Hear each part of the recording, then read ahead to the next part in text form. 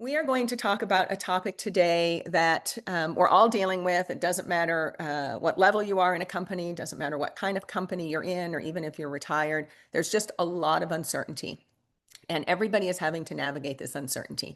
AI is a huge piece of that. There's a lot of jobs that are going to go away. There's more, but different jobs that are going to be created. If you look at the data, most people are feeling a lot of anxiety, even if they're also feeling excitement. It's still a source of anxiety for people. And that's on top of a lot of macroeconomic stressors and uncertainty, whether it's from geopolitical tensions or just inside companies that need to grow. Now, this has a toll. It takes a toll on individuals. And most of us were probably trained in Maslow's hierarchy. It's been replaced in the last 30 years, if you've been paying attention to the science. A lot of people now refer to Kolb's model of human potential, Kaufman's model of human potential, instead of Maslow's hierarchy. But whichever one you prefer, what it basically says is we have to feel stable. This is in Kaufman's model, it's kind of the bottom of the boat. In Maslow's hierarchy, it's the bottom of the pyramid. But we have to feel stable before we are able to move through change. And AI is the ultimate in transformational change. And we as leaders have to get our people through it, and we ourselves have to get through it. And so the question is, how do we do that? Workday just released a fantastic report on AI and the impact on people. If you haven't seen that, actually it's in a link that I'm going to give you in a minute, but you can also go to Workday's site. McKinsey just released a fabulous report with a bunch of research, but we take all of that in, we've munged it for you. If you look at the key things that our humans will need, ourselves and our teams, it breaks down into these big buckets. Leadership and ethics. The AI cannot outsource or do leadership for you, and it cannot bring your ethics. We have to teach that. Context and problem solving. In fact, everybody becomes a manager now from their first job out of school. They're managing the AI. And one of the first things you have to do as a manager is you have to bring context. You have to know how to set context for the machine or for your team. Obviously, all people need resilience and adaptability right now when the change curve is so steep. We need collaboration with our people and among humans. And we still need self-awareness and self-maintenance. You cannot outsource that to the machines. Now, each of these, if you look at all the reports and the research, each of these breaks down into additional skills, but these are all skills that we can learn individually and we can teach our teams. And these are the things that as leaders, as we're migrating people through AI, we really need to pay attention to. Before I hand it over to Dominique, I want you to think about the change management curve, whether this is for yourself or for your teams or for your whole company. We have to get everybody through the change curve. And the change curve historically is 3 steps. It's the plunge. You're stuck in the valley of dramatic tensions and you ultimately make it through to the other side. We hope. What makes AI so difficult is that there's 3 simultaneous change curves going on inside companies. You've got the curve for the individual, plus you've got the function or the team. Marketing is going through it. Sales is going through it. Engineering is going through it. And then you've got the company itself, the overall company strategy and the governance. We're going to really focus on that governance piece today, but don't lose sight of the other changes that are happening around which you are putting the governance structure. If you want more information on this, we've got an ebook that's entirely about AI transformational change. You can get it here. The link to the Workday report is inside this ebook. And what we really need to do is stabilize our humans, put some wind in their sails, and help them move through the valley of dramatic tensions and out the other side so that they emerge and we get the upside of all of this AI transformation. So today, Dominique is going to help us learn from the past, even as we look into the future. She's going to help us understand the governance systems. How do we protect ourselves on the downside, harness the upside, and implement responsible and trustworthy AI? Xapa as a company has implemented the trust model that you're about to see, so that when we are thinking about and implementing our AI systems, it's against trustworthy and responsible AI governance. And then we'll briefly talk again about this transformational change and the impact on humans. So with that as a setup, I want to introduce you to a very dear friend of mine, Dominique Shelton Leipzig. This woman is an absolute powerhouse globally. She advises governments and countries and states, our own and those around the world. She knows what's happening on the leading edge of the law, what's happening in the courts, and what's happening with companies, good and bad. And she helps us learn from it. She's the author of the Trust Framework. She's the founder of the Trust Coalition. And she's the one that started the Digital Trust Summit, which happens every year in DC. And I hope that you will all join us. So please welcome my good friend, Dominique. Thank you so much, Christine. And it was so great having you on Digital Trust Summit and also just thinking about taking the plunge. So maybe we go to the next slide. That's, I feel like, where we all are right now. And I love that visual of just jumping in.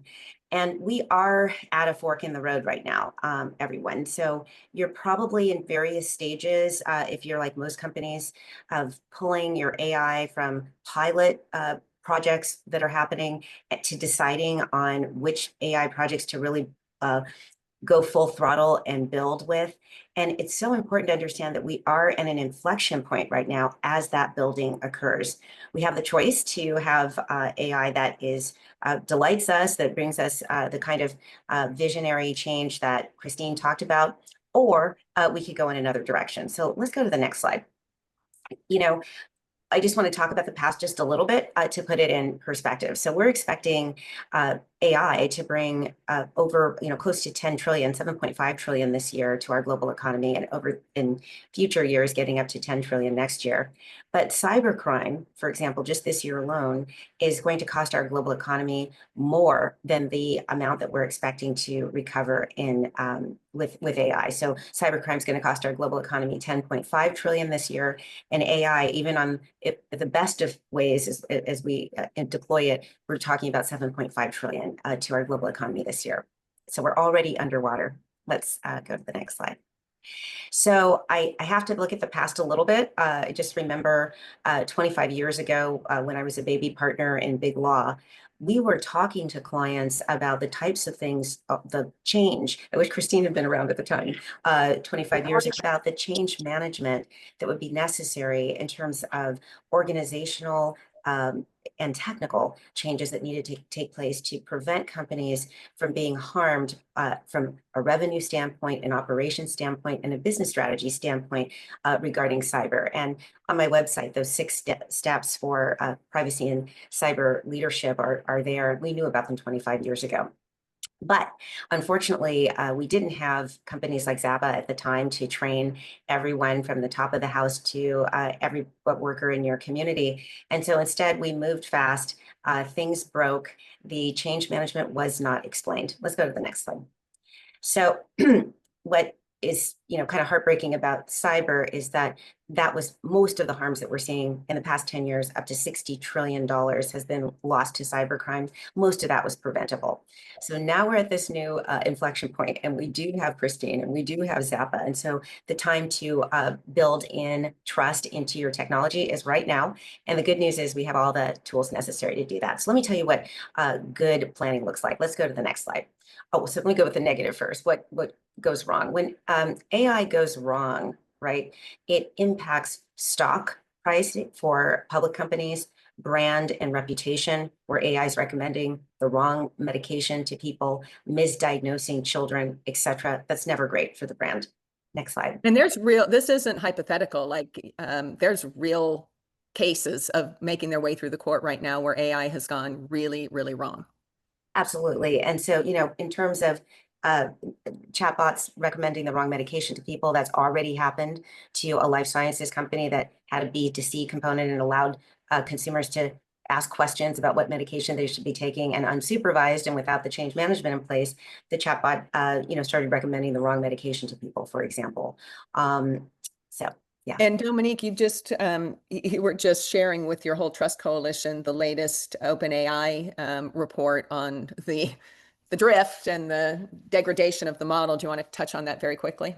Yes. So look, why does AI go wrong? It's really a combination of the technical issues and the change management gap and governance gap that we're talking about. So I think OpenAI's, all of the major institutions, OpenAI, Google, Anthropic, all came out with their model cards in the past 4 weeks. Just to take OpenAI's for a moment, their model card revealed that their AI has been inaccurate anywhere between 43% and 79% of the time. And I'll drop into the chat the article about that did appear in the New York Times. Why is that important? Because as your companies are deciding on the AI applications they're going to build, and say it's on top of, your application is sitting on top of the large language model like OpenAI's tool. And if those tools are moving and are inaccurate anywhere between 43% and 79% of the time, your application sitting on top of it, even if you don't share data with the model, but you're sucking up insights from the large language model like a straw, guess what? You're going to drift, your application is going to drift as well. And so that's why it's so important to have the governance and have the training of your people that Xapa offers so that everybody's alert. There's a team ready to address and fix the models when they drift, not if, but when they do, because it's endemic to the technology. Right, exactly. And, nothing against OpenAI. I totally applaud them for sharing openly like they all do. Everybody's working on this. The later models, 4.0, they're degrading faster than the earlier models. Xapa does build on top of this. So these problems that Dominique is talking about, we deal with them every day. There are things you can do to layer. But the point is to just really be hyper vigilant here, because it's not if they will go wrong. It's just like with cyber, things will go wrong. Are you ready? But things can go right too. Yeah. No, this is a perfect example of what control looks like. Here is, meet Shayla and her husband. Shayla, about a year and a half ago, had back pain. The doctors couldn't figure out what was going on. And her husband, who had an AI company, took her x-rays, put it through AI, and was able to have early detection of lung cancer. I mean, which is amazing. So they were able to have early treatment. She's now living cancer-free, spending a lot of time with her husband, her grandkids, her family. So that's a success story. And that's what control and all of the things we're talking about with trust governance, that's what it can result in. So we have an opportunity to have a huge impact in the world with control. On the next slide. So, in terms of this, when you think about other paradigms for putting governance in place and why it can be a protective blanket for your company. You think about sexual harassment cases or SOX for public companies and financial accounting. When you put the governance in place, even if something goes wrong, it's easier for judges, regulators, and even your public, your business partners in your community and the public and the press to see this is a bad thing that happened to a great company. They have the controls in place. These are the steps they took. So in sexual harassment, how do you perceive companies differently when they've done no training and then there's issues that happen versus those that have a culture of training for these things and have put steps in place to protect their employees. It's the same thing with AI. So this is what governance looks like. We basically came up with this mnemonic that is a roll-up of legal and legislative trends in 100 countries, 6 continents. Also best practices that we've culled from literally meeting with legislators, regulators, and enforcers and finding out what they think is important and what they were trying to solve for. And in addition, talking to a number of technologists and data scientists that have been briefing our legislators and regulators all around the world to find out what problems they were trying to solve for. So trust, it's the mnemonic triage is the first thing that needs to happen. And that's probably happening in your companies right now, deciding which AI use cases to go for. R, which means that you have the right data, correct data to train the model, rights to train, IP rights, business rights, and also just privacy rights to train. For you, the uninterrupted testing, monitoring, and auditing, this is what Christine and I were talking about earlier. Given the statistics that OpenAI and other, I don't want to isolate them, Anthropic, Google, everybody have very similar testing scores, given that drift is happening anywhere between 43% and 79% on the underlying models. Being vigilant about your own company standards so that you're not drifting along with it is really important. And so that uninterrupted monitoring and testing, using your company's values, using your own standards. And Christine's team is an expert at being able to help you think about what your values are and making sure that they're hard coded in. And then supervising humans in place when the models drift, that those supervising humans that act like a SWAT team, they get into the technical documentation from your training data in R and your output in U, and look at the logging data and metadata and assess when the model starts to drift and get it back on track. And so that is the simple formula that will make you more in the Shayla story versus some of the things we've talked about where, one of our major retail pharmacies had a situation where their vendor's AI was misidentifying paying customers as criminals, for example. And that particular global company that is US based ended up having to seek bankruptcy protection after the FTC banned them for using AI in their physical stores. So, I mean, these are the kinds of things that are preventable with the trust framework. So that's why I'm excited about it. Well, and that's so important, especially for many of us that sit on boards and C-suites. In their case, they are in bankruptcy court because of custodial issues with data for a supplier, not even their own company. So like we really have to be vigilant here. This trust model applies end to end for any system you're using. Exactly. And just to double click on the T and triage, what I tell clients when I go into a company is sort of to think of it like coming to an intersection. When you're triaging, when you see a red light, we just know instinctively we get to the intersection, we tap the brakes, we don't go there. There's a ton of science that's already gone into this, when the light should turn red, crash history, insurance, and so forth. But all we need to know is that the red light is there. And so we tap the brakes. Same thing with Dominique, there's 17, the EU identified 17 prohibited, correct? That's right. Can you just give a quick, for people that aren't familiar, like what are those big categories to no-fly zone? So no-fly zones are things like continuously monitoring people, video and audio in public places. Another thing is social scoring, basically taking activity that the consumer or your business partners have engaged in outside of interacting with your company and making an assessment about whether they should be your customer or not. That's called social scoring. And in the EU, they do not want that happening. And so prohibited, as Christine said, there are 17 examples.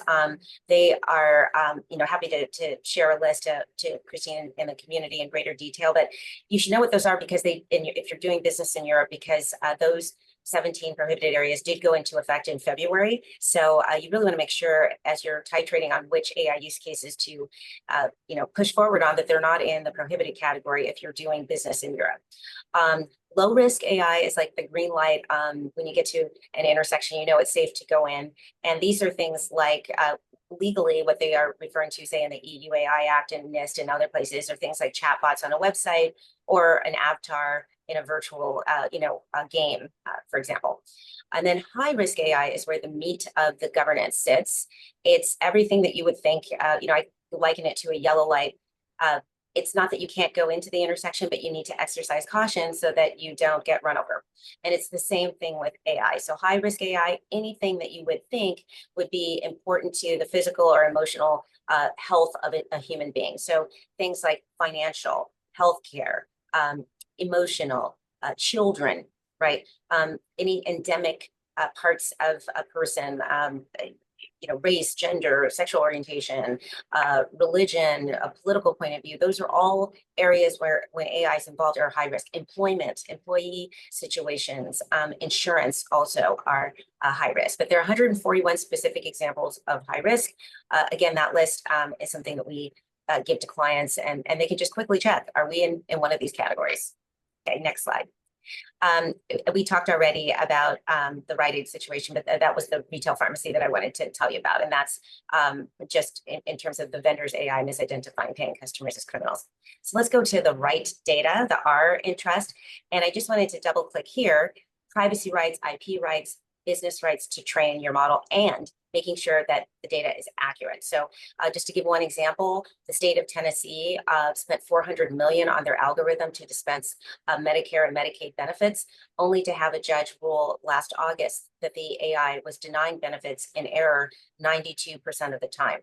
part of the problem was that the right data, the correct files were not there. They found that certain families had similar last names and their records were cross-referenced, and so the data was not correct to begin with. You've also probably seen Jamie Lee Curtis and some other, Scarlett Johansson and others complaining that their likeness, their voice, their IP rights were violated and their privacy rights were violated for training. So if your company, if it's not part of your business model to fight those battles, my suggestion is to just go ahead and have logging data that reflects that you know, an auditable trail of your rights to train your application. Next. Well, and data is one of the hardest things for any company, whether you're on a board or the leadership team, just knowing where is our data? What data is most important? And that's becomes, even more critical now with AI. And then with AI, we have this added thing of the custodial rights and the usage, and then all of the stuff around AI and the complexities that go with it. So we took a problem that was already kind of bad, and now we're accelerating the dangers around this data.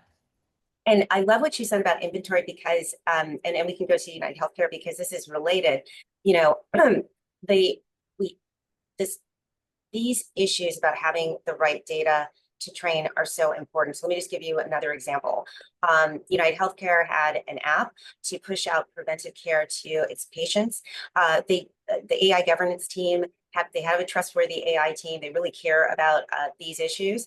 But when they were putting it together, they didn't reach out to ensure, hey, do we have the right data to train for this? And the right data in that case, there was a measurement for inclusivity. They have a chief medical equity officer that knows how to push out product offerings to a cross section of their patients. That chief equity medical officer was not consulted, so they pushed out the preventive care to people that normally got preventive care. Unfortunately, those trends, which the company already knew, the chief equity medical officer already knew, would leave out low-income women, people of color who don't have a habit of getting regular preventive care. So they ended up being sued and investigated by the Department of HHS, multiple class actions for this good-natured and good-intentioned app that was supposed to get preventive care to people. And we have, similar issues going on in multiple states. And as I was mentioning, when you think about the state of Tennessee with their algorithm and what they went through, now they're enjoined from using this algorithm that they spent $400 million on. It's also disturbing for the consultant that did all this work. So they're going to have to fix it without probably being paid. So these are the types of things that are preventable with the trust framework because you can go ahead and do the uninterrupted testing and avoid this. So next Right. slide. We want, as leaders, we want to move quickly here. There's downside if we aren't, towards the leading edge, but then one misstep can have massive repercussions. So having the trust framework really gives us a way to govern and understand where our risks lie and how to minimize them. And so, going to the uninterrupted testing, I had, AI create that picture of the computer floating on the ocean. And if we go to the next slide, these are the areas where you want to take a look at for uninterrupted testing and getting your subject matter experts in the company. They can probably tell you, just like United Healthcare's chief equity medical officer could have told you right off the top of her head, hey, we need to make sure we have certain zip codes and we screen for certain names and we're going to be good to go. That's how we handle it for our email offerings and for our letter, actual physical letter offerings. It's the same thing here with uninterrupted testing. You would want to go to your subject matter experts for the AI use cases and say, what does accuracy look like? What are the clear no-nos that should not be happening? Because your company does have quality standards. Look back at the Rite Aid case. There were security guards and they had specific standards for when they would follow people around the store that they suspected over time might be engaged in troublemaking and not really purchasing. The AI abrogated those regular standards and started following paying customers and loyalty card people, or encouraging the security guards to start following those customers as criminals. So what we want to do is make sure that the company's standards for accuracy are what govern, not potentially drifting accuracy standards from the AI. So you've got to embed those in terms of tests, and that means reaching out to the subject matter experts. Other areas to focus on as well, where there have been a number of lawsuits and also risk bias. So finding out what your fairness metrics, most companies have thought those things through. IP, what your major competitors are, what IP you don't want to potentially infringe upon, and also you you know what trade secrets and other IP you want to protect and not come out as output. So that needs to be embedded and programmed into the AI itself, your application, or an observability model that is observing output to ensure your trade secrets are not popping out as output. Cybersecurity, most of the companies here may or may not, even if you don't, they have an idea about cyber risks in their environment. And if you have a CISO, they have a very clear idea of where your vulnerabilities are. Those tests need to be incorporated into your observability model. And privacy, if you have a privacy officer, if you're a public company, antitrust, there's someone sitting in your company that thinks about antitrust and pricing all the time. If you have an AI use case on pricing, 100% reach out to that person to find out what is the no-no for this particular use case so that you can observe and make sure that's not coming out as output. And Christine, I don't know if you could say a little word about the importance of purpose, value, and guardrails. Yeah, so, we can layer the AI, we can put AI systems to watch AI systems, and that's best practice, and we should all be doing that. But at the end of the day, it's what Dominique said. People are ultimately responsible. The company is ultimately responsible. So we really have to, it kind of transitions us into the next letter, but we really have to equip the people. If they see something, say something. It's very similar to what we've done in the past 20 years with harassment and cybersecurity and all the SOX stuff. What is the purpose of the company? What's the purpose of this AI system? Does it seem to be living into its purpose? What are our values? How do we behave as humans? If the AI isn't behaving in the way we would expect our humans to behave, we may have a problem. So we have to pay attention to our people and empower them to oversee and supervise, which is our next letter, Dominique, the AI systems. Yeah, and so Christine, I mean, this is like so key, and this is where I think Xapa can really play a role here. Supervision, as we just talked about, is just really key. I mean, you saw the error rates, obviously now armed with that information that our AI tool makers are sharing with us in transparency so that we can prepare. It's not to make us afraid and not use the tool, the opposite. It's like go in with eyes open and put the governance in place so that you can crush it with your AI. Training is key and critical. Your CEO and boards need to be trained in these matters. In fact, Christine and I were just training a senior leadership team in Silicon Valley about 2 weeks ago. We're training again on Monday a bunch of CEOs and board members. And, this is something we do on a regular basis. But I think if you could talk to Christine about the importance of not just the top being trained, but everybody doing the work, getting on board with trust. Right. This is, the trust model is easy to understand, but if it's only the people at the top that understand the governance, only the people at the top that understand trust and the triage, only the people at the top that are understanding this linkage and need to supervise, the risk really goes up in the company. So how do we train everybody and train everybody in the company on ask you like our mission, on our values, on the behaviors we expect, on the guardrails we want to put in place, on all the things that Dominique has just talked to us about. And whether you use Xapa or something else, it doesn't matter. The point is we put in a culture, we put in a process, we put in governance systems to have this training happen, not just one time, but over and over again. I just want to, double click on this too, because culture really matters from the top all the way to, every level of the organization. Technology issues caused first of all, a activist investor to come into Southwest Airlines and remove several of the board members. All right. That's on the culture side, on the negative. On the positive, you see that about 10 years ago, maybe 11 years ago, the FTC announced a decision not to enforce against Verizon. And this was in a cyber context. And Verizon did have an issue with their encryption. There was an issue. However, they had a governance program around data security that was excellent, that fit into the 6 phases that is on my website for cyber and data leadership. They had conducted, as Christine talked about, a data inventory, which is just key and critical to be able to really protect your systems. And so all of those things led to a decision, hey, there's no reason to have a 20-year consent decree against this company, Verizon. It's a bad thing that happened to a good company. Let us all learn from this and move on. And really that's the position that we can all attain by getting into a trust stance of change management and working together on a clear framework.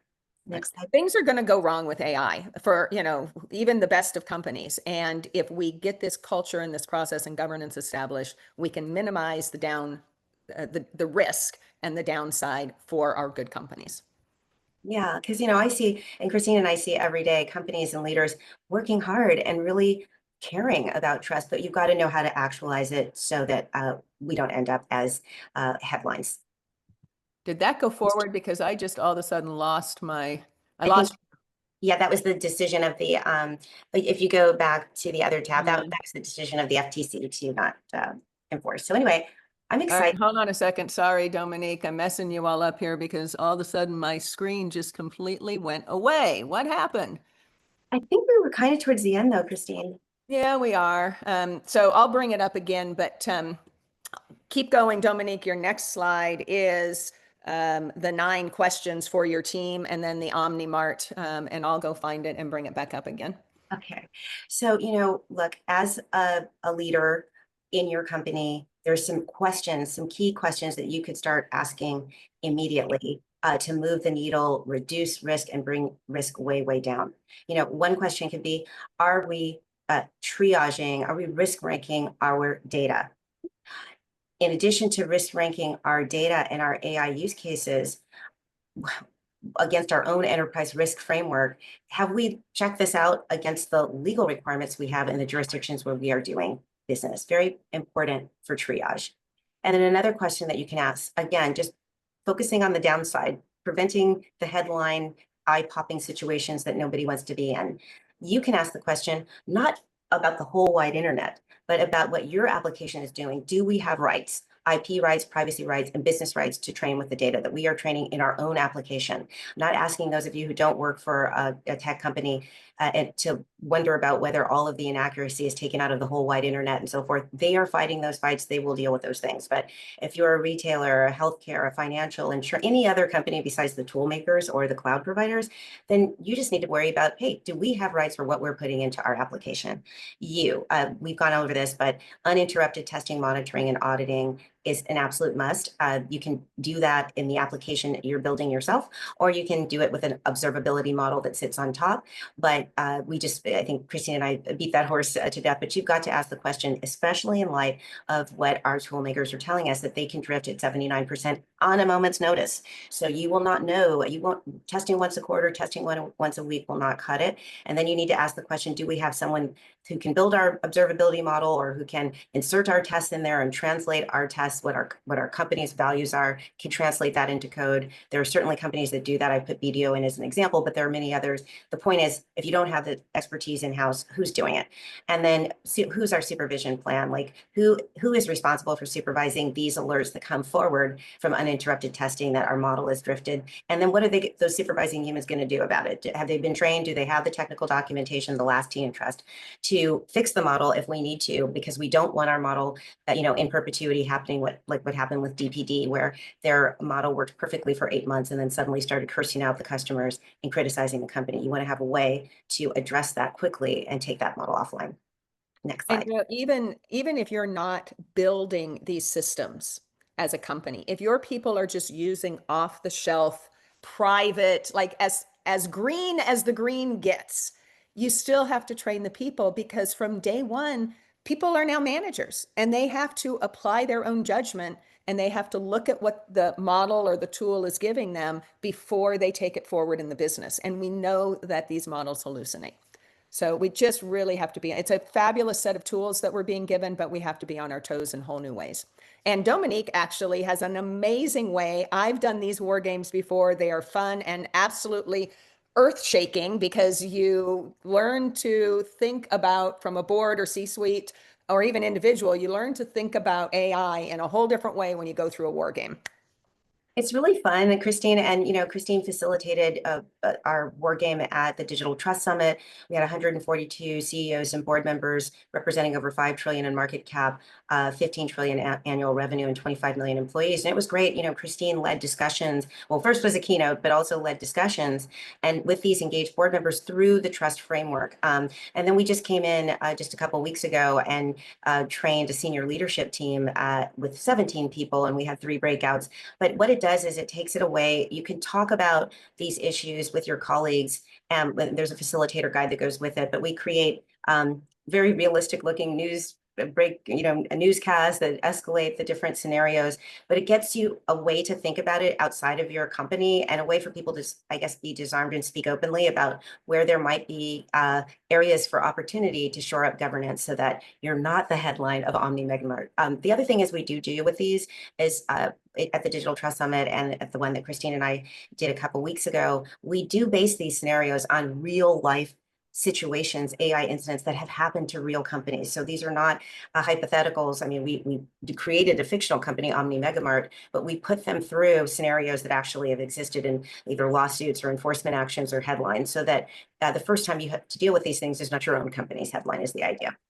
Right. And what I love about the war game is this is a good company with a good executive team and a good board, and yet some stuff went really, really wrong. And it's stuff that I would now pay attention to, but before going through the war game, I wouldn't have even thought to ask those questions. And I start from a place of abundance, and this is where the Trust Coalition comes in. Christine and our companies have teamed up with some amazing partners, Holistic AI that does uninterrupted testing, monitoring, and auditing under the U. Christine's team that deals with the S in the training of the, supervising humans, worldwide technology infrastructure, so this testing can occur and that you have logging data for your right data and your uninterrupted testing and your technology documentation. We have 12 other partners. The Trust Coalition exists solely to get basically at a very high level, super seasoned people in all of the verticals necessary to operationalize trust into not only your tech stack, but also the culture of the company.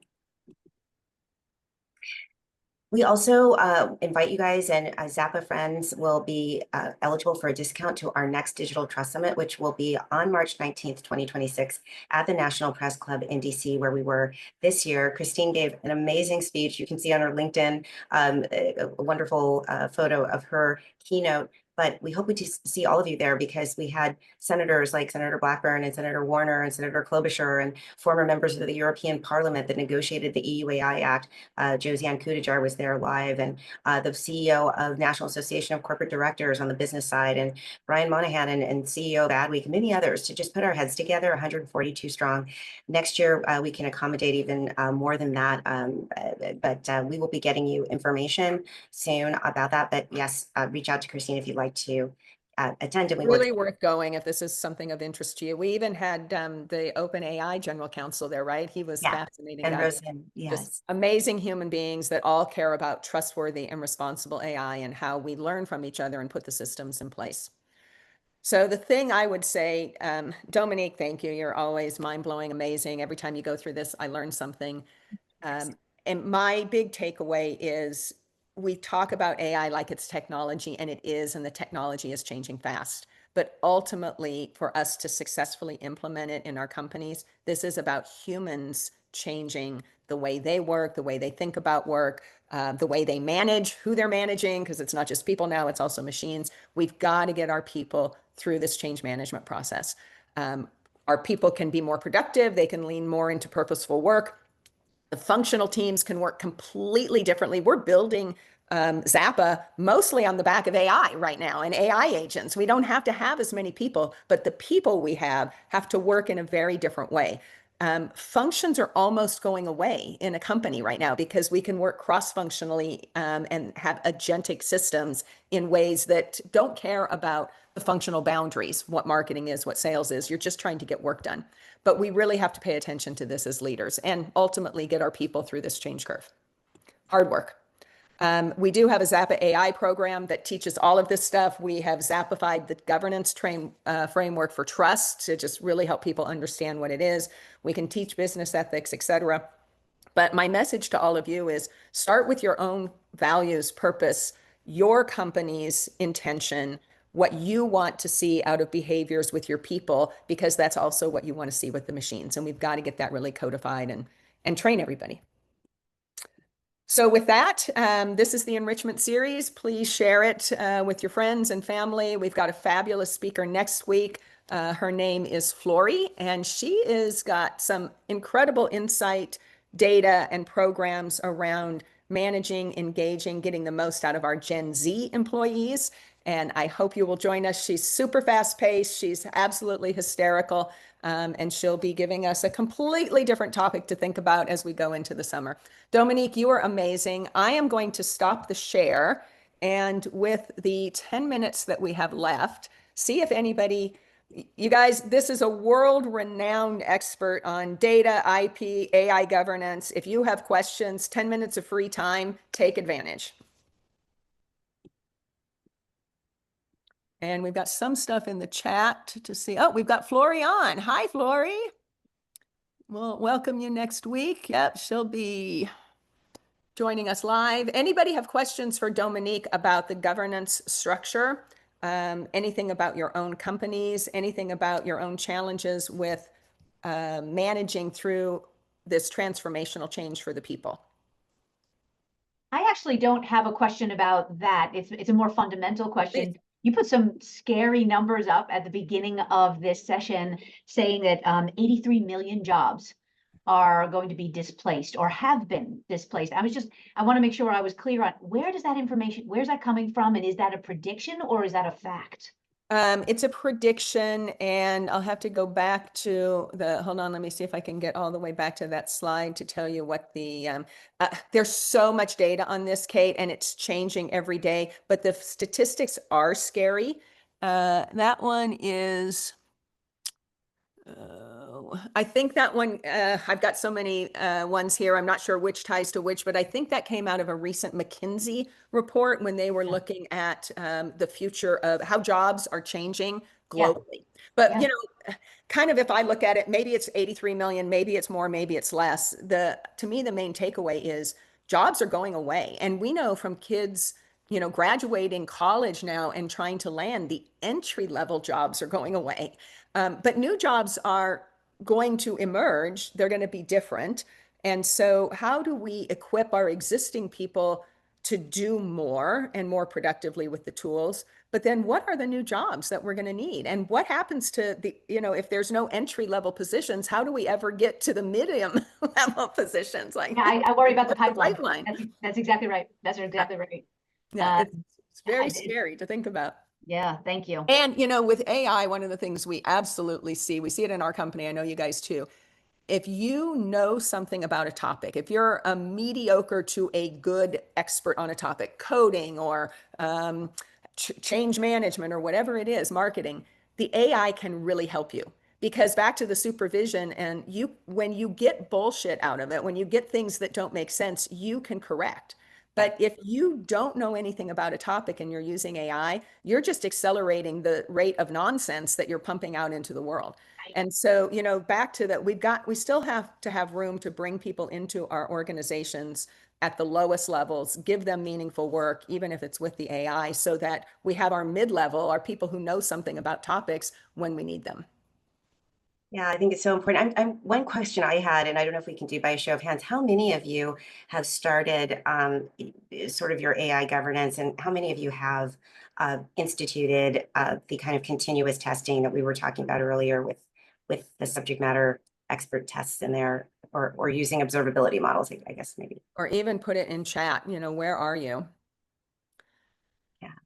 For Xapa, you know, our whole model is built around gathering up information so that we can really personalize your training.